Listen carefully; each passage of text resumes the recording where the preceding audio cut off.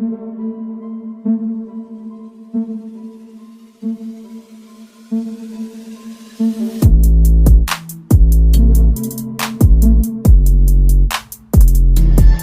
दोस्तों, तो कैसे हैं आप लोग। आई होप आप लोग अच्छे होंगे और स्वस्थ होंगे। अनकैनी स्टोरीज डार्क में आप सभी का स्वागत है। दोस्तों, आज की कहानी बहुत ही ज़्यादा डरावनी है, तो पूरी कहानी ध्यान से सुनिएगा और उसके बाद ही कमेंट करके ज़रूर बताइएगा कि आखिर कहानी का कौन सा पार्ट आपको सबसे अच्छा लगा। दोस्तों, आज की कहानी है श्रेया की। श्रेया और उसके हस्बैंड अमित, ये दोनों हस्बैंड वाइफ बहुत सालों से इस शहर में रह रहे हैं, मतलब कि कानपुर जैसे बड़े से शहर में। और ये दोनों जॉब करते हैं, घर में कोई भी नहीं है, यही दोनों हैं, बाकी पूरी फैमिली इनकी गांव में रहती है। अब दोनों की ज़िंदगी बहुत अच्छे से चल रही थी, बस एक दुख था कि दोनों के बच्चे नहीं थे। शादी के 5 साल बाद भी श्रेया को कोई बच्चा नहीं हुआ था। एक शाम इनके ऑफिस की जल्दी छुट्टी हो जाती है, लगभग 7 बजे। दोनों एक ही ऑफिस में थे, तो 7 बजे जब ऑफिस से निकलते हैं तो श्रेया बोलती है चलो आज कहीं घूम कर आते हैं। अमित भी कहता है कि हाँ, बहुत दिनों से हम लोग घूमने नहीं गए हैं, तो क्यों ना हम लोग घूमने चलते हैं। अभी अपनी गाड़ी निकालते हैं, दोनों बाइक पर बैठते हैं और चल देते हैं। पर अचानक अभी आधे रास्ते ही पहुँचे थे, तभी बारिश जोरों की होने लगती है। अब इनकी जो कंपनी थी शहर से बाहर थी, क्योंकि ज़्यादातर कंपनियां शहर से बाहर ही हैं, तो ये कंपनी से लगभग अभी 5-6 किलोमीटर आगे ही निकले थे। अब बारिश इतनी ज़ोर हो रही थी तो श्रेया गाड़ी से उतरकर भागना शुरू करती है और अब अमित भी पीछे पीछे भागता है। अब ढूंढ रहे थे एक ऐसी जगह जहाँ पर बारिश से बचा जा सके। तभी इनकी निगाह पड़ती है, सामने एक हवेली है और उस हवेली को देख करके ये लोग ये अंदाज़ा लगाते हैं कि नॉर्मल है, ठीक है, और हमें तो वैसे भी बारिश से ही बचना है, थोड़ी देर रुकना है। तो ये लोग भाग कर जाते हैं उस हवेली के अंदर और वहाँ पर अपने आप को साफ़ करने लगते हैं, क्योंकि भीग गए थे। तो श्रेया अपना मुंह साफ़ कर रही थी रुमाल से और अमित भी, क्योंकि ठंड भी हल्की हल्की हो रही थी, तो ठंड बहुत ज़्यादा लगने लगी थी। थोड़ी देर बाद थोड़ा नॉर्मल होते हैं और अमित कहता है कि लग रहा है बारिश तो आज रुकेगी ही नहीं, तो हम लोग कब तक यहाँ खड़े रहेंगे, और घर अभी यहाँ से लगभग 10 किलोमीटर है। तो श्रेया कहती है कि थोड़ी देर देख लेते हैं, अगर बारिश रुक जाती है तो ठीक है, वरना हम लोग भीगते हुए ही घर चलेंगे, अब जो भी होगा देखा जाएगा।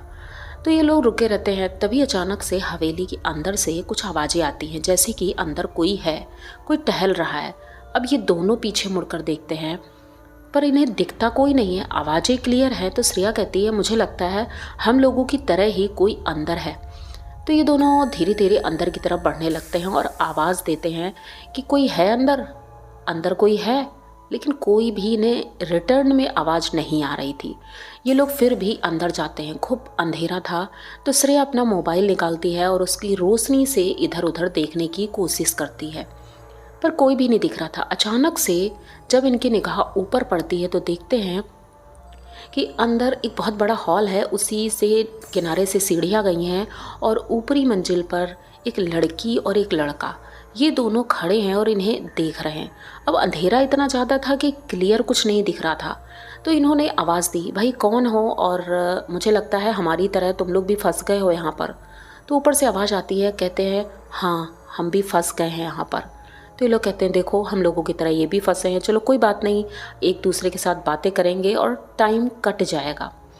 तो ऐसे ही करते हैं, ये लोग ऊपर सीढ़ियों से जाते हैं और वो दोनों लगभग इनसे 10 कदम आगे ही थे और ये लोग थोड़ा दूर से ही बातें कर रहे थे। तो वो बताती है कि हम लोग तो यहाँ बहुत टाइम से फंसे हुए हैं। तो ये कहती बारिश तो अभी लगभग 1 घंटा ही हुआ है, तो कितनी देर पहले आए थे तुम लोग। लेकिन वो लोग चुप हो जाते हैं। थोड़ी देर बाद अब ये दोनों एक कमरे की तरफ बढ़ रहे थे। तो श्रेया कहती है अरे ये लोग जानते हैं क्या इस हवेली को। अब हवेली तो ठीक ठाक थी, लेकिन उतनी भी ठीक नहीं थी, खंडर जैसी थी, लेकिन कमरे थे। तो वो दोनों एक कमरे की तरफ जाते हैं। अब ये दोनों भी पीछे पीछे चल देते हैं कि शायद ये कुछ पता करने जा रहे हैं, देखने जा रहे हैं हवेली कैसी है। ये लोग आपस में बात ही कर रहे होते हैं कि हवेली तो एकदम खंडर है और कभी भी गिर सकती है, तो रिस्क हो सकता है थोड़ा। तो ये दोनों उनको आवाज़ देते हैं कि भाई किसी कमरे में मत जाओ क्योंकि रिस्की हो सकता है। जैसे ही उस कमरे का ये दरवाज़ा पूरा खोलते हैं, पहले थोड़ा ही खुला था, पूरा खोलते हैं तो देखते हैं कि वो लड़की और वो लड़का उस बालकनी में खड़े हैं। मतलब कि उस रूम के बाहर एक बालकनी थी और लगभग ये लोग तीसरी मंजिल पर थे और तीसरी मंजिल से वो दोनों छलांगे मार देते हैं। जैसे ही ये दोनों उनको देखते हैं कूदते हुए, ये लोग भागकर बालकनी में जाते हैं और बहुत ज़्यादा घबरा गए थे। श्रेया तो बहुत ज़्यादा घबरा गई थी। बालकनी से जब नीचे देखते हैं तो अंधेरे की वजह से कुछ दिख नहीं रहा था। अब ये लोग वहाँ से भागना शुरू करते हैं और भाग करके नीचे आते हैं, गेट खोलकर बाहर जाते हैं। तो जैसे ही उस जगह पर देखते हैं बालकनी के नीचे, वहाँ पर कुछ भी नहीं था। अब ये लोग सोच में पड़ जाते हैं कि अगर कोई भागना भी चाहेगा तो इतनी जल्दी यहाँ से भाग कैसे सकता है, क्योंकि इतनी ऊंचाई से गिरने के बाद हाथ पैर तो टूट ही गया होगा, तो भागेगा कैसे। और हाथ पैर क्या, वो तो अगर जिंदा ही बच गया हो तो बहुत बड़ी बात है। थोड़ी देर बाद ये लोग जब नीचे ढूंढ करके थक जाते हैं, कुछ दूरी पर खड़े थे रोड के पास, बारिश सब रुक चुकी थी, तो ये लोग देखते हैं कि उसी बालकनी में वो दोनों अभी भी खड़े हैं और इन दोनों को घूर घूर कर देख रहे हैं। अब श्रेया डर जाती है, क्योंकि अब वो लड़की नॉर्मल नहीं दिख रही थी, बहुत ही ज़्यादा डरावनी दिख रही थी। श्रेया बाइक पे बैठती है और अमित से कहती है बस सीधे घर चलो। ये लोग घर जाते हैं और श्रेया की तबीयत बहुत ज़्यादा बिगड़ जाती है। इतनी ज़्यादा बिगड़ जाती है कि तुरंत उसे हॉस्पिटल ले जाना पड़ता है। डॉक्टर कुछ समझ नहीं पा रहे थे, उसका बुखार उतर नहीं रहा था और ऐसा लग रहा था खून की बहुत ज़्यादा कमी हो गई है। वो अजीब अजीब सी हरकतें करने लगी थी। लेकिन अमित है कि अमित, कुछ लोग होते हैं जो इन सब चीज़ों पर विश्वास नहीं करते हैं, लेकिन अमित विश्वास करता था। अमित तुरंत ही अपने गांव फ़ोन करता है, अपने मम्मी पापा को, उन्हें पूरी बात बताता है। तो उनके मम्मी पापा गांव के ही एक पंडित जी के साथ शहर आते हैं। उस वक्त तक मतलब पूरा एक दिन लग जाता है। उस एक दिन में श्रेया ने पूरे घर को उथल पुथल कर दिया था। मतलब इतना ज़्यादा गुस्सा, वो अमित को मार भी रही थी, सारा किचन फैला दिया था और उसकी आंखें एकदम लाल थी।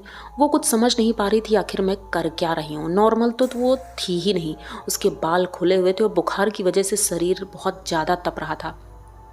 अमित रो रहा था उसे देख करके। अब पड़ोसी आ जाते हैं तो पड़ोसी कहते हैं इसे रस्सी से बांध दो वरना अपने आप को नुकसान भी पहुंचा सकती है, लेकिन अमित की हिम्मत नहीं थी कि वो बांध दे, क्योंकि वो उसकी पत्नी थी। तभी उनके मम्मी पापा आते हैं और पंडित जी साथ में आते हैं। जैसे ही पंडित जी आते हैं, श्रेया एक बेड के नीचे, उसके बेड के नीचे दीवार नहीं था, नॉर्मल बेड था, तो उसके नीचे वो छुप जाती है और वहाँ से झांक कर देखती है और चिल्ला कर बोलती है कि इन्हें यहाँ से घर से बाहर निकालो, अगर ये इंसान बाहर आया तो मैं श्रेया को मार डालूंगा। ये आवाज़ एक आदमी की थी।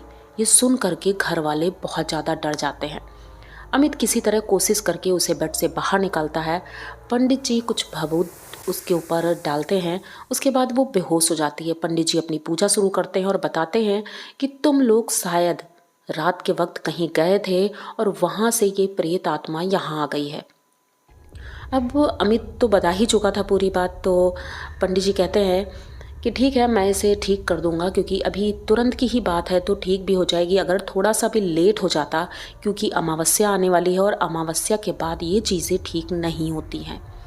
तो पंडित जी अपनी तरफ से पूरा प्रयास करते हैं और श्रेया धीरे धीरे ठीक होने लगती है। इसके बाद उनके मम्मी पापा भी चले जाते हैं, क्योंकि श्रेया अब नॉर्मल हो चुकी थी। लगभग एक हफ्ते बाद ये लोग ऑफिस जाते हैं और ऑफिस से जब लौट रहे थे तो रात का लगभग 8 बजे एक चाय की दुकान में बैठ करके ये दोनों चाय पी रहे थे। तो वहीं पर चाय वाले से अमित ये बात डिस्कस करता है कि ये जो सामने हवेली है उसका क्या राज है। तो वो बताते हैं कि लगभग 5 साल पहले इस हवेली में एक प्रेमी जोड़ा ने कूद करके अपने आप को खुश कर लिया था और उसके बाद से कहते हैं उसमें उन्हीं दोनों की आत्मा रहती है और जो जोड़ा वहाँ पर जाता है वो उसे अपना शिकार बनाती है। अब ये सुनकर के अमित बहुत ज़्यादा डर जाते हैं और कहते हैं कि मैं 5 साल से यहाँ रह रहा हूँ और रोज़ अप डाउन करता हूँ, लेकिन मुझे क्यों नहीं पता था ये सब। लेकिन फिर भी भगवान की कृपा थी कि ये दोनों सही सलामत अब अपने घर में थे और अब कान पकड़ लिया कि दोबारा उस रास्ते से भी नहीं गुजरना है। इन लोगों ने अपना रास्ता बदल दिया और उसके 1 साल बाद श्रेया को एक बेटा होता है और श्रेया और अमित अब दोनों बहुत खुशी से अपने बेटे के साथ रह रहे हैं। आई होप आप लोगों को ये छोटी सी कहानी अच्छी लगी होगी, लेकिन ये एक रियल एक्सपीरियंस है। तो अगर आपको पसंद आई हो तो प्लीज़ चैनल को सब्सक्राइब करिए, लाइक कमेंट करिए और शेयर करिए। मिलते हैं फिर इसी तरह किसी नई कहानी में अगले हफ्ते संडे को इसी टाइम पर। तब तक के लिए बाय।